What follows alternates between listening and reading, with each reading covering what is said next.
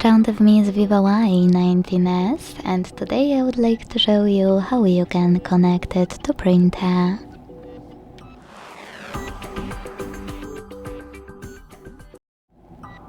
Begin by opening devices settings. Now scroll down to click on Bluetooth and devices over here. And then scroll down one more time, this time to select printing.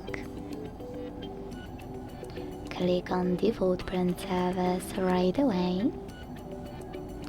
And make sure this switcher is blue. Then wait. Your device is looking for a printer, and when it finds one, it will connect to it. If you still can't connect for some reason, click on those three dots at the top right corner.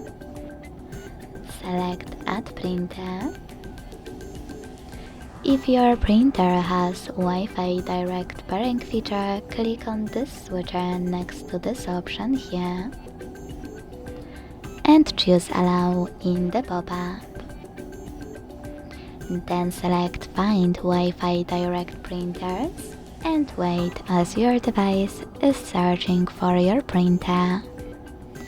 You can also click on Add Printer by IP address. Input it here and choose Add. Thanks so much for watching. If you enjoyed this video, don't forget to leave a like, comment and subscribe. Bye!